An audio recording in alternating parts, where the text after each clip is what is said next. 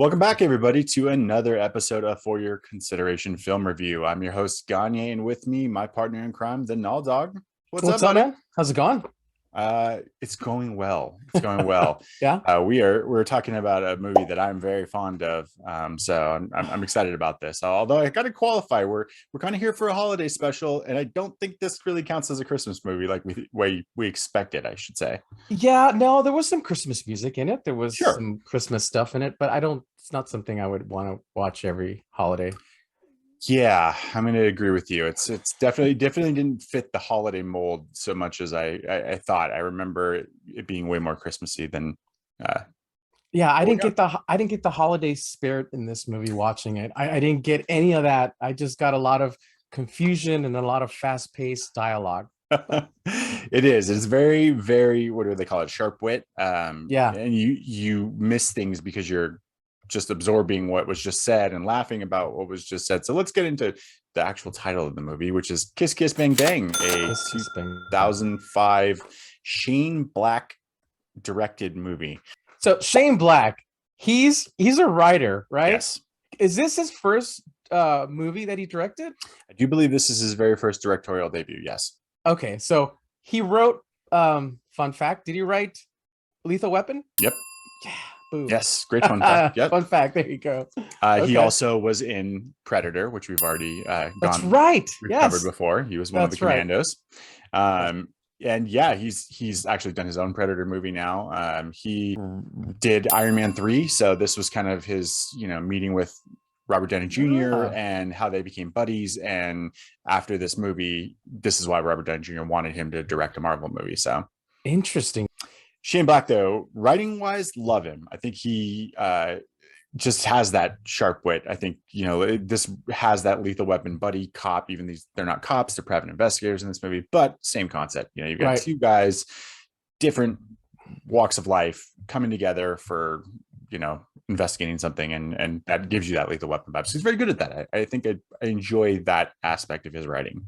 Yeah, I enjoyed the chemistry between Val Kilmer and Robert Downey Jr. a lot. I just think for his first movie, I think he tried to throw in way too much and it happened way too quick. And there were times where I didn't fully get it and maybe Okay. I'm just dumb, but I was just, it happened so quick that I really think this movie takes two viewings. That's my personal opinion. I will 100% agree with that. It definitely takes multiple viewings. There will be things the first time watching it that you just don't catch. There's a lot of back and forth. There's him telling a backstory about his character as well as Michelle Monaghan, and you're like, wait, she's who and what? And then there's a sister involved, and so Right. it's a movie about them trying to solve a mystery, but by accident. And so that's what's the kind of fun part about it is Robert Downey Jr. is actually a crook. Then he somehow manages to get a part to a Yeah. movie, and they have Val Kilmer who's an actual private investigator who's hired to teach him how to be a private investigator. And then somehow they all get involved in discovering a murder of a woman who they don't know till the end is actually the sister of his love interest, who's also in LA trying to become a star. So there's a lot to the Yeah. story. See, I'm already confused. Right. Right. Yeah. Okay. So Already confused. But I will give you this. It was so good seeing Val Kilmer in a movie, even though it was 2005. It was so good seeing him. And I thought his portrayal of Gay Perry, or his name was Gay Perry, right? that's what they That's call what they him. called him. Gay Yeah. Perry is hilarious. I mean, I thought he was funnier than RDJ. I thought he was funnier. Yeah, he gets to play the straight man, pun intended. Yeah. Yeah, he it just does it so well. God, this is the reminder that Val Kilmer is a great actor. Like, he just does it so well in this movie, Absolutely. that he does actually overshadow RDJ a lot. And fun fact, this was what Favreau saw that led him to want to hire Robert Downey Jr. as Iron Man. So Oh, okay. this persona here was kind of what I think they were looking for Iron Man. And once everybody saw this movie, everybody was like, oh my God, Robert Downey Jr. is back. He's sober. Let's get him in everything. And then Marvel paid him for the next 20 years. So is this the movie that kind of resurrected his career? Oh, 100%. Yeah. Okay. Gotcha. I think Because I know it wasn't home for the holidays, right? was not. because he was still on drugs then, unfortunately. Okay. Yes, which we covered actually in another episode. So make sure you subscribe and check out our other episodes.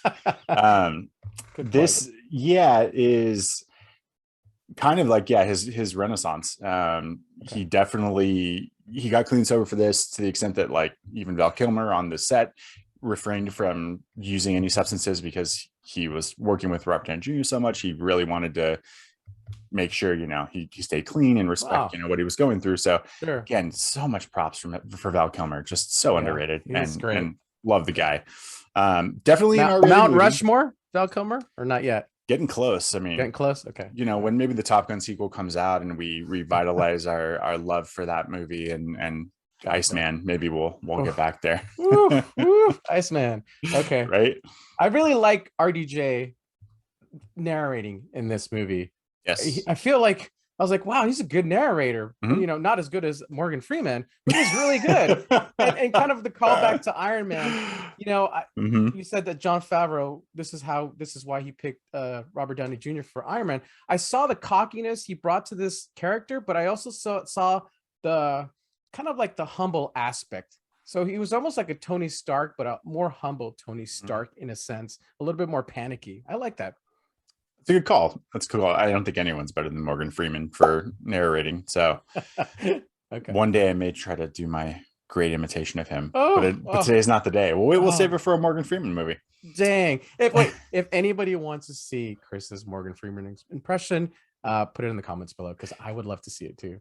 Yeah, it's now building it up, and it's probably never going to happen. So I loved the Bond style opening. I'll say that. I think that kind of is like that crime thriller aspect, and that's I love the LA noir kind of feel to the story.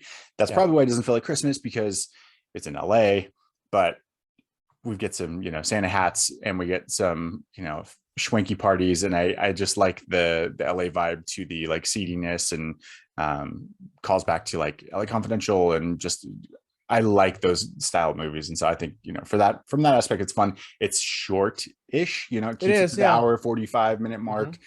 And so it's the pace is quick, it moves along, there's not really scenes that drag. Every scene that Val and RDJ are on screen together is heaven, and cracks me up. So one of the funniest scenes I want to call out in the beginning was when he was at the party, and everything was happening, and this guy, what's her name? Michelle Monaghan. Yeah, but what's her name in the movie? I forgot. Harmony. It's Harmony.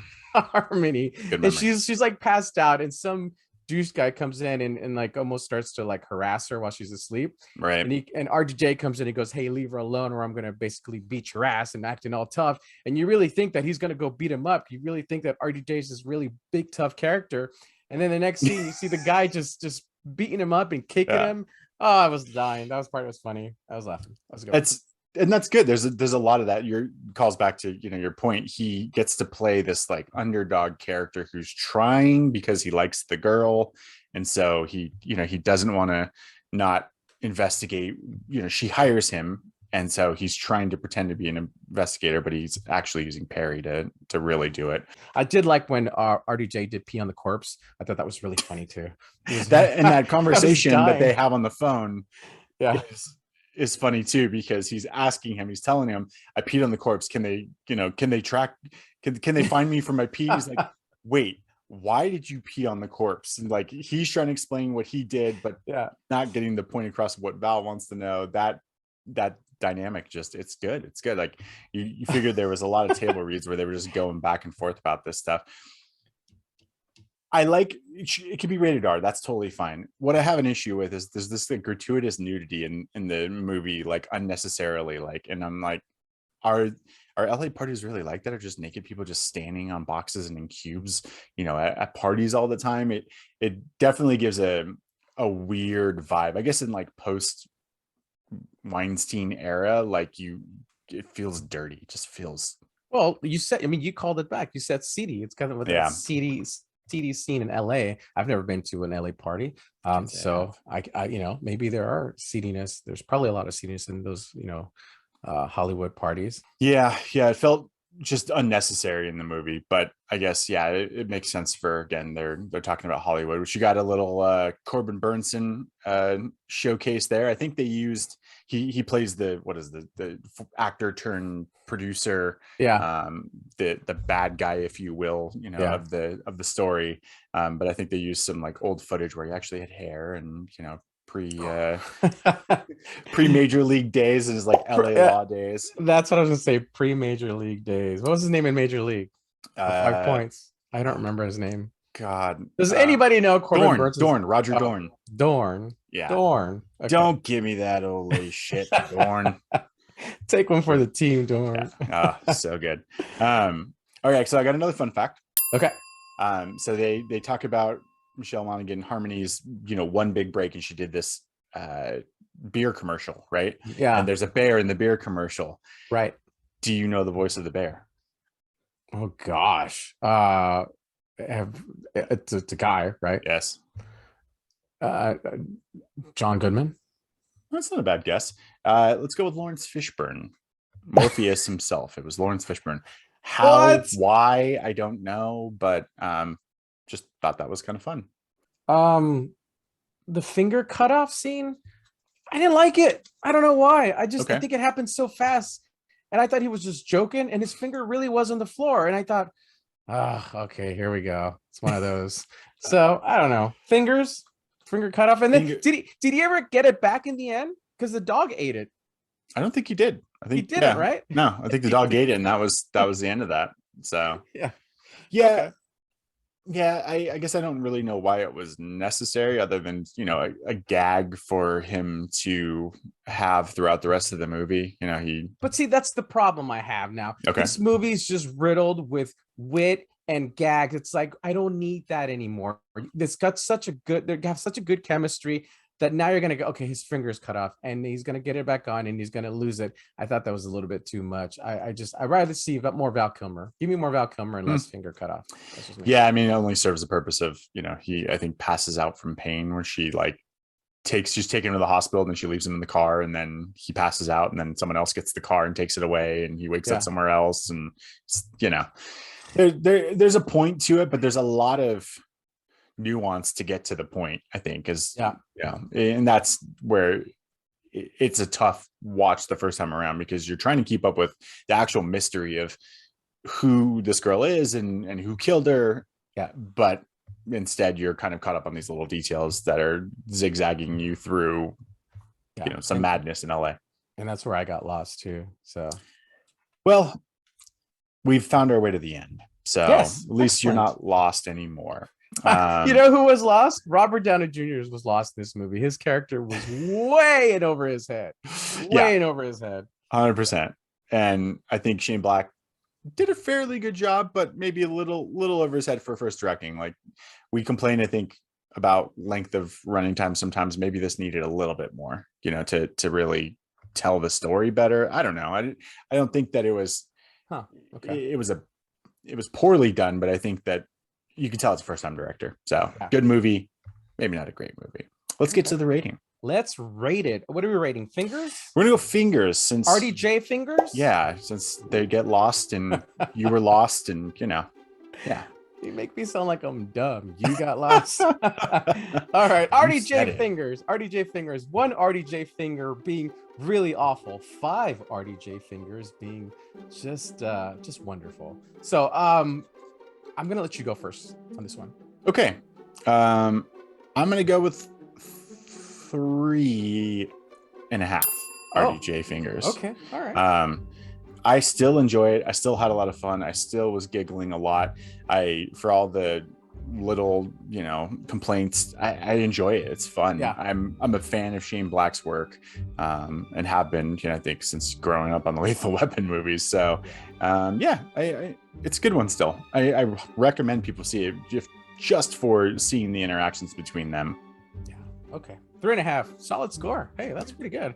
All right. I'm gonna go with a 3.